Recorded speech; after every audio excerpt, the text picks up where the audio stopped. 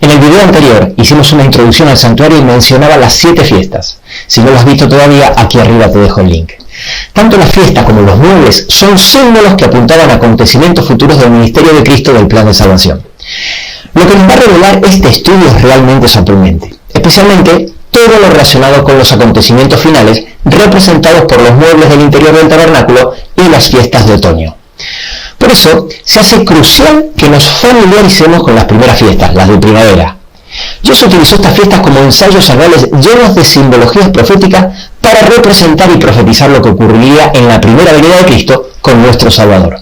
Por consiguiente, si somos capaces de entender cómo Dios reveló el futuro sobre la primera venida de Cristo con la simbología de las fiestas de primavera, seremos capaces de comprender mucho mejor lo que Dios nos quiere revelar sobre la segunda venida de Cristo con la simbología de las fiestas de otoño. ¿No te parece?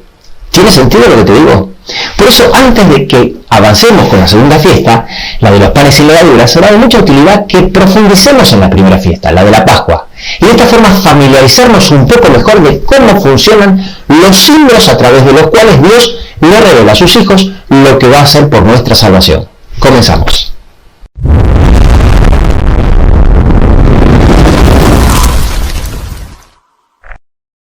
Lo primero que tenemos que entender es que Dios se maneja en toda la Biblia con tipos y antitipos. No te asustes que esto es muy fácil de entender. Resulta ser que hay una palabra griega, tipo, que se traduce como ejemplo, también significa figura, a veces se traduce como sombra y a veces como modelo o maqueta.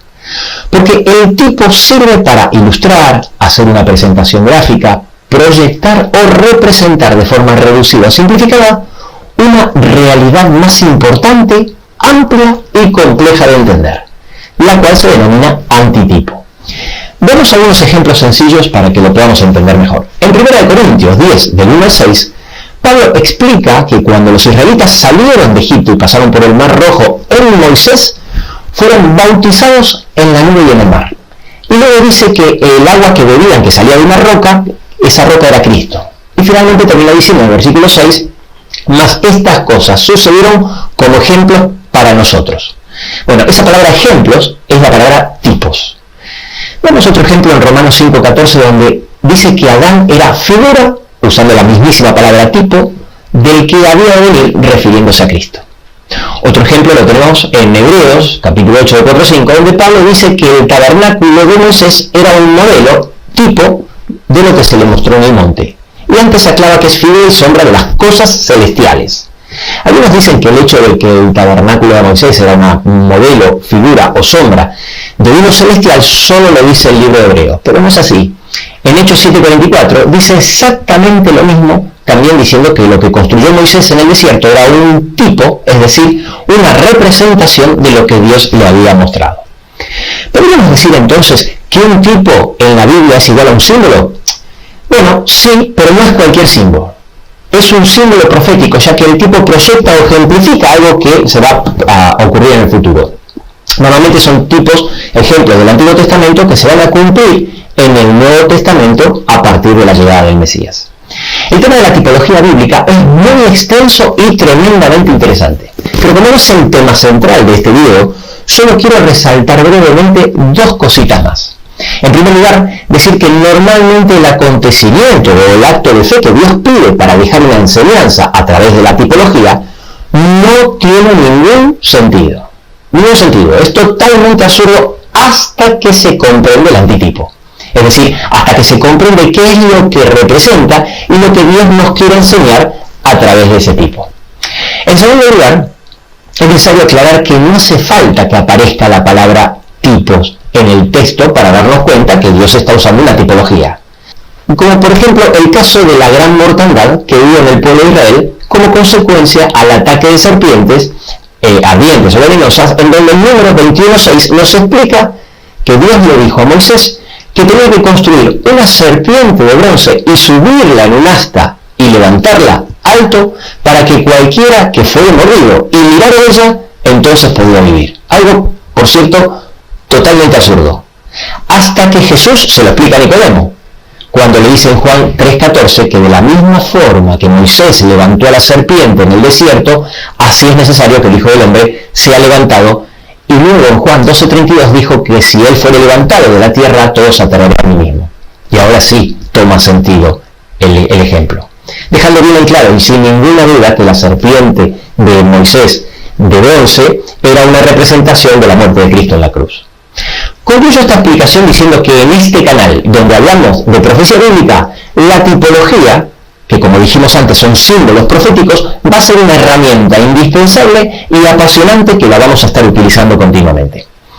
En este caso, vamos a estudiar la fiesta de la Pascua, la cual está llena de detalles que, lejos de ser caprichosos, son dados por Dios para ilustrar, proyectar o representar en una hermosa tipología lo que iba a pasar con Cristo en la cruz, con el objetivo que cuando venga el Mesías, los suyos lo pudieran reconocer.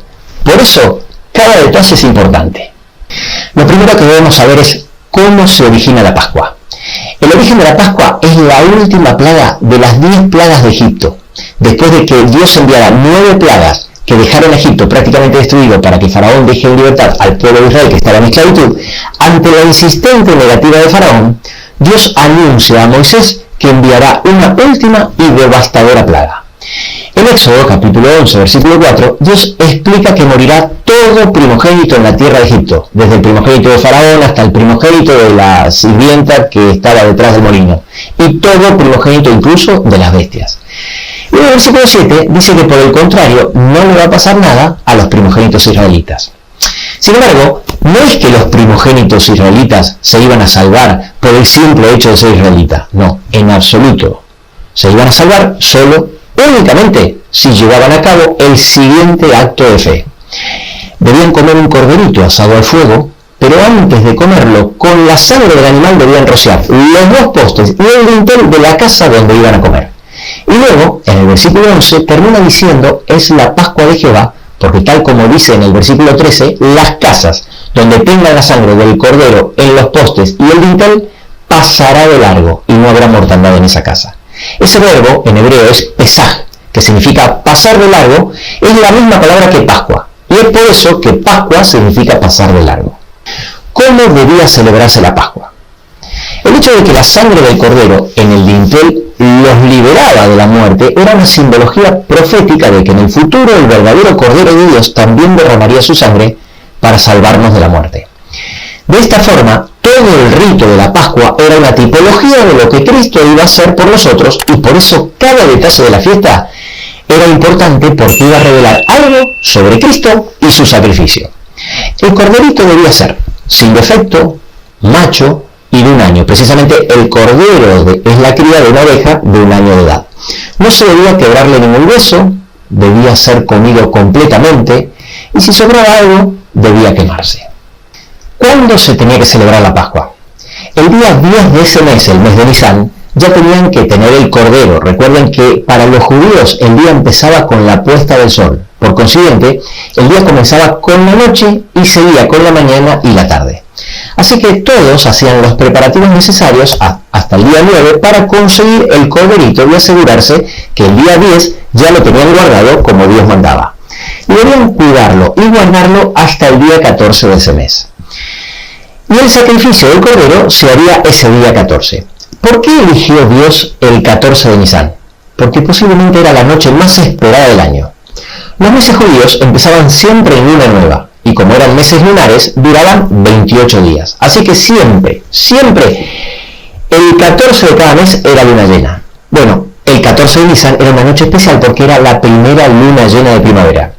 Dios escogió la mejor noche, la más iluminada del mes y la más esperada del año para el sacrificio de su Hijo. Así que, de paso, ya sabes por qué la Pascua cada año cae una fecha diferente. Porque es la semana de la primera luna llena de primavera en el hemisferio norte. El texto dice que el sacrificio no debía ser a cualquier hora, sino entre las 2 tardes, es decir, entre las 12 del mediodía y las 6 p.m., aproximadamente a las 3 de la tarde, ya que luego tenían que tener tiempo para preparar el cordero, para asarlo antes de la puesta del sol del día siguiente, que siempre, sí o sí, era reposo de Shabbat, ya que caiga la semana que caiga, era Shabbat porque era el primer día de la fiesta de los panes sin levadura, que comenzaba un día de reposo y terminaba otro día de reposo. Dicho sea de paso, si ese Shabbat coincidía con el sábado de la semana, se le llamaba día de gran solemnidad. Adivinen qué día cayó el día que murió Cristo. Y luego, en la noche, ya en el día 15, era cuando había que comerlo. Hablemos un poco de dónde debía celebrarse la Pascua. En varios lugares de la Biblia, como por ejemplo en Deuteronomio 16:16, Dios había dejado bien claro que 3 veces al año se debía presentar todo varón, es decir, todos los israelitas mayores de 12 años, delante de Jehová para celebrar las fiestas. La primera a la que debían asistir era la fiesta de los panes sin levadura, que incluía la Pascua y las primicias, ya que estaban juntas. Es decir, la Pascua era justo el día anterior al inicio de la semana de los panes sin levadura, y la fiesta de las primicias estaba dentro de la misma. Después tenían que asistir a la fiesta de las semanas, o Pentecostés, que eran 50 días después, y a la fiesta de los tabernáculos o cabañas. Precisamente por ese motivo, en Deuteronomio 16:2 dice que la víctima de la Pascua, bajo ningún concepto, debía sacrificarse en cualquier ciudad, sino en el lugar que Dios escoja. Y para que quede claro, lo vuelvo a repetir en los versículos 5 y 6. El presentarse delante de Jehová significaba ir al lugar donde Dios había escogido, obviamente para que esté su santuario, ya sea primero el tabernáculo de Moisés y luego el templo que lo reemplazó. Después de la conquista de Canaán, fue Silo el lugar donde fue ubicado temporalmente el tabernáculo, y por eso iban allí a congregarse para las fiestas, tal como lo dice Josué 18:1 y 1 de Samuel 1:3. Luego Dios le indica al rey David que debe trasladar el santuario a Jerusalén, y Salomón lo reemplaza con el templo. Y por consiguiente, desde entonces hasta los tiempos de Jesús, las fiestas se celebrarían siempre en Jerusalén. Con el tiempo, aquellos que vivían lejos cumplían el requisito si por lo menos se desplazaban a Jerusalén una vez al año. ¿Cuánta gente celebraba la Pascua en la época de Jesús? Hagamos un poco de historia. Cuando el rey Salomón muere, las 12 tribus de Israel que estaban unidas bajo su reinado se dividen en dos. Al sur quedan las 2 tribus de Judá y Benjamín, junto con la mayoría de los levitas, ya que ahí estaba el templo en Jerusalén, en lo que sería el reino del sur o reino de Judá. Y al norte quedan el resto de las tribus en el reino del norte o reino de Israel propiamente dicho. En el siglo VIII a.C., los asirios llevaron cautivas a las tribus del norte, y estas fueron absorbidas por las naciones receptoras y perdieron su conciencia nacional, como ocurre normalmente con cualquier pueblo conquistado. Pero con el reino del sur, que fueron deportados por los babilónicos en el siglo VI a.C., pasó algo completamente diferente e inaudito. A pesar de encontrarse fuera de su tierra y haber sido dispersados por todas las naciones, mantuvieron su identidad religiosa y como nación, gracias a los líderes religiosos que tuvieron, como los profetas Ezequiel y Daniel, y la esperanza de profecías escritas por Jeremías acerca de la restauración del templo. Si bien muchos judíos volvieron a Israel en la época de la reconstrucción del segundo templo, una gran cantidad se quedó en Babilonia y se siguieron dispersando por todas las naciones de alrededor. Para la época de Jesús, más de 3 millones de judíos se calcula que se encontraban asentados por todo el Imperio Romano e incluso más allá de sus fronteras. El cristianismo no habría crecido tan rápidamente en el mundo si antes no hubiese sido preparado el terreno por los judíos de la diáspora, es decir, los del exilio, ya que en gran medida fueron ellos los que prepararon el camino para la proclamación del cristianismo. Cuando llegaba la fiesta de la Pascua, Jerusalén se llenaba de peregrinos. Según diversos historiadores, se calcula que llegaban a Jerusalén entre 100.000 y 250.000 judíos que hacían el esfuerzo de cumplir el mandato de Dios de presentarse delante de Jehová, aunque sea una vez al año. La ciudad presentaba un ambiente festivo impresionante. Dicho sea de paso, te cuento que cada vez que hay un acontecimiento del plan de salvación de Cristo profetizado, Dios le hace mucha publicidad en la tierra. No pasa desapercibido. Cuando Cristo muere en la cruz y resucita al tercer día, ocurren millones de cosas que nos llevaría toda la eternidad a comprender. Pero una de ellas es que el tipo, el símbolo, se encuentra con el antitipo, es decir, con lo que representa. Y de esta forma, el sacrificio del Cordero que representaba a Cristo se junta con el sacrificio de Cristo, el verdadero Cordero de Dios, que quita el pecado del mundo. Y si lo analizas con detenimiento, esto te hará volar la cabeza, porque no hay forma que todo esto que vamos a analizar se haya dado por casualidad o haya sido ideado por mente humana. Volvamos a este gráfico anterior. Ahora bien, de todos los corderos que se sacrificaban entre la población, el principal, el más importante era el que se sacrificaba en el templo. La ceremonia era así: como el día 10 el cordero ya tenía que estar elegido y guardado, el sumo sacerdote bajaba el día anterior al lugar donde criaban los animales para el templo con el objetivo de elegir el mejor corderito, el más sano porque debía ser perfecto, y lo llevaba al templo. Ese cordero era subido hasta el templo en una procesión que se realizaba entre medio de un pasillo que formaban los sacerdotes y la multitud que ya estaba en Jerusalén. Era el acontecimiento que daba inicio a los preparativos de la Pascua. En la semana de la crucifixión de Cristo, esto cayó el domingo, el que se conoce en el cristianismo como Domingo de Ramos. Los 4 evangelios nos cuentan que Jesús envió a 2 discípulos a traer un pollino. En Lucas 19, 29 a 31, explica que les dio instrucciones precisas para que pudieran llevar a cabo el mandado sin errores y traer el pollino correcto, en qué aldea lo iban a encontrar, dónde iba a estar atado, qué les iba a decir el dueño y qué le tenían que responder. No debía haber error porque era un pollino único preparado para la ocasión. Un pollino, dice el texto, en el cual ningún hombre se había montado jamás.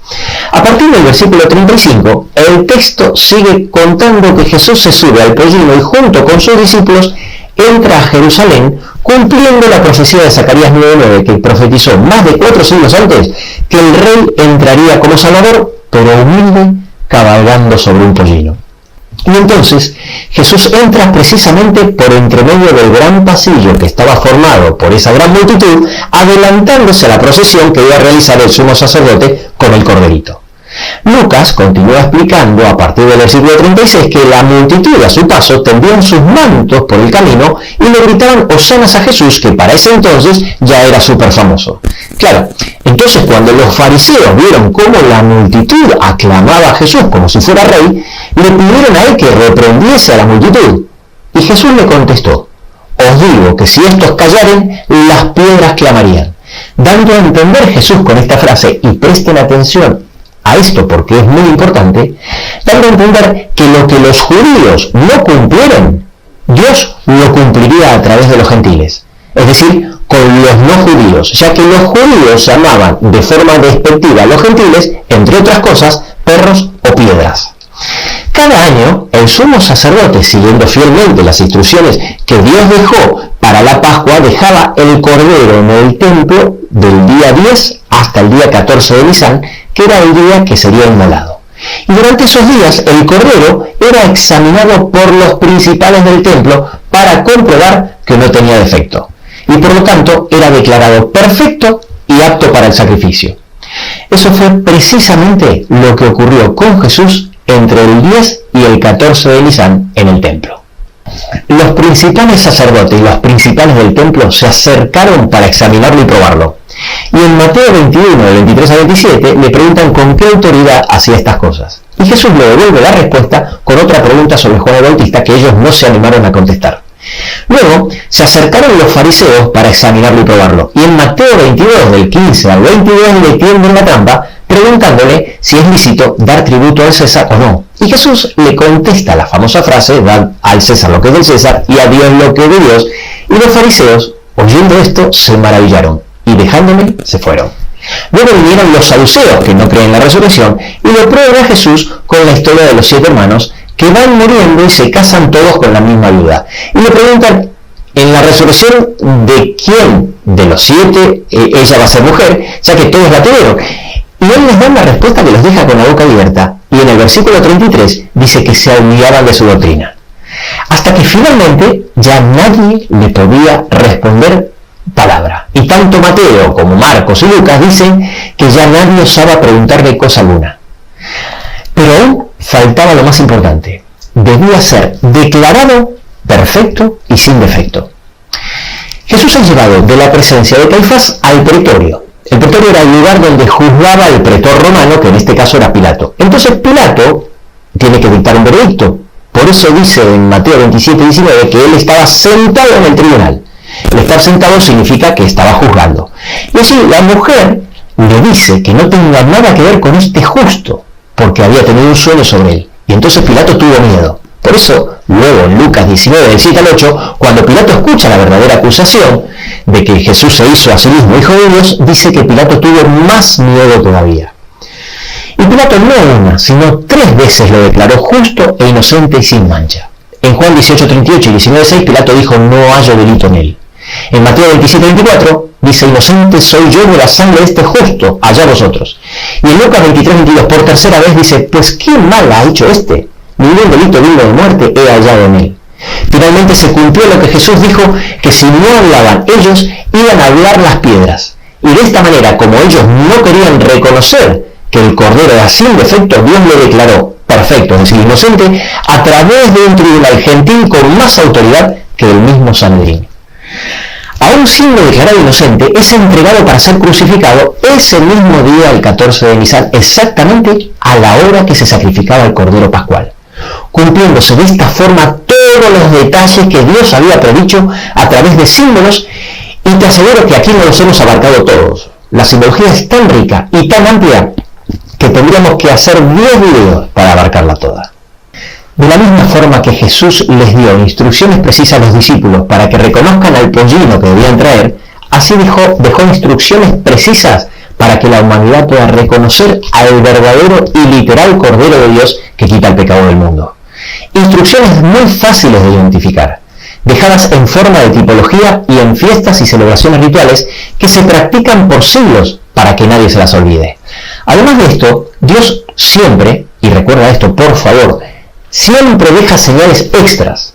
Cuando Jesús estaba por dar su último respiro en la cruz, en Lucas 23:44, dice que el sol se oscureció. El centurión, viendo esto, dio gloria a Dios y dijo: este hombre era justo. Y todos los que estaban presentes, viendo lo que había acontecido, volvían golpeándose el pecho. En Mateo 27:50 y 51 dice que cuando Jesús entregó el Espíritu, el velo del templo se rasgó en 2 de arriba para abajo, la tierra tembló, las rocas se partieron, se abrieron los sepulcros y muchos resucitaron. Todo esto sin mencionar la prueba de la resurrección. Era absolutamente imposible no reconocerlo y no darse cuenta de lo que estaba pasando. Los miembros del Sanedrín y todas las autoridades religiosas judías tenían evidencias de sobra para reconocer a Jesús, pero no quisieron hacerlo porque eso significaba 2 cosas que no estaban dispuestos a hacer. En primer lugar, reconocer que sus enseñanzas no eran correctas y que no reconocieron al enviado de Dios. Y en segundo lugar, terminar con todo el sistema de sacrificios y las ceremonias rituales del templo, que era lo que más poder le daban a ellos sobre la población. Los líderes religiosos, que a veces tienen que hacer política, muchas veces se terminan convirtiendo en políticos disfrazados de religiosos. No es verdad que los judíos no aceptaron el cristianismo. Muchos leyeron las profecías, observaron las evidencias y abrazaron la cruz de Cristo, incluso dentro del Sanedrín, como José de Arimatea y Nicodemo. Pero la gran mayoría decidió seguir a los líderes religiosos que rechazaron a Cristo en vez de mirar la luz de las Escrituras y de las profecías, y se quedaron a oscuras. Hoy la historia se repite dentro de las religiones cristianas. No dejes que te pase lo mismo. Así como Dios dejó abundante información sobre la primera venida de Cristo, dejó aún más sobre su segunda venida. A lo largo de esta serie veremos lo fácil que es reconocer las instrucciones que Dios dejó en cada una de las fiestas y muebles del santuario, de forma tal que al familiarizarte con cada una de ellas, será cada vez más fácil reconocer los acontecimientos inminentes que están por venir. Y recuerda que de la comprensión de estos temas puede depender la salvación eterna tuya y de tu familia.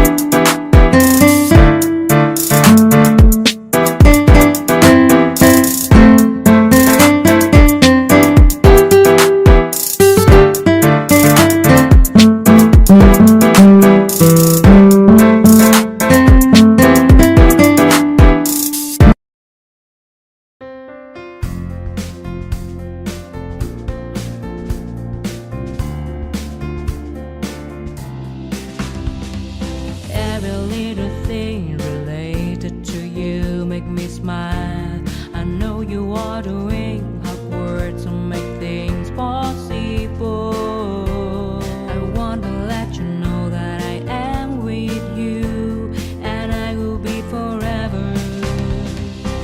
Every little thing related to you make me smile.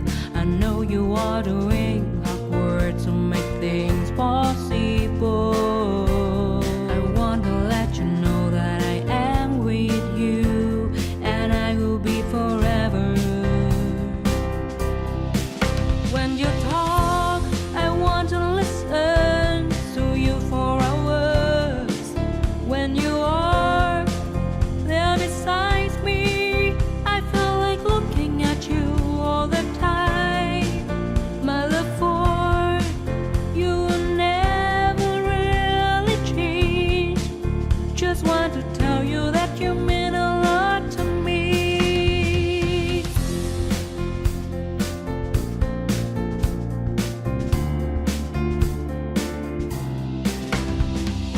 Every little thing related to you make me smile. I know you are doing hard work to make things possible. I want to let you know that I am with you, and I will be forever.